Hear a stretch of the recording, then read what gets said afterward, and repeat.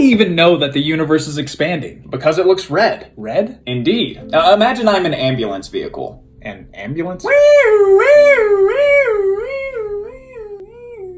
Was I getting closer to you or moving away? Moving away? Right. Sound is a wave, and those waves essentially bunch up in the direction in which their source is moving, hitting you at a higher frequency when getting closer and thus sounding higher. The opposite is true for a source of sound moving away. The waves hit you at a lower frequency and thus sound lower. It's called the Doppler effect. Right, but about the universe expanding? Yes, light is also a wave, and it behaves very similarly here. Instead of knowing the movement of something based on a change of pitch, we can know it based on a change of color. You see, light exists on a spectrum of lower and higher energy light based on the frequency of its wavelength. Higher energy light, which is bluer, is more bunched up, while lower energy light, which is redder, is more stretched out. Okay. Something that's moving away from you will appear more red as the wavelength of the light it's emitting gets stretched out, while something getting closer to you will appear more blue as the wavelength gets compressed. In astronomy, these effects are known as redshift, indicating that something's moving away, and blue shift, indicating that it's getting closer. So the universe looks red. Galaxies in the universe do. Now, we can't necessarily tell this just by looking at them, But when we analyze their light using techniques from what's known as spectroscopy, we see that all of the galaxies that we can find, aside from those that are gravitationally bound to ours,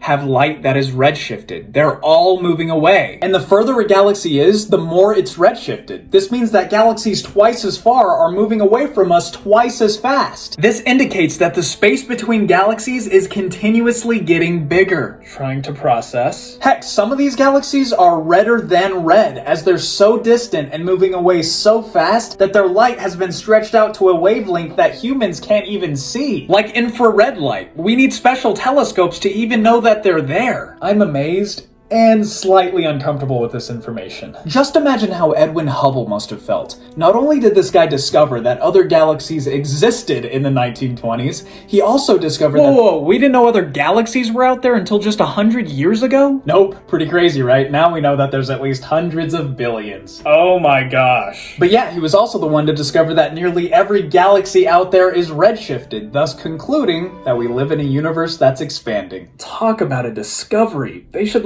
name something after that guy.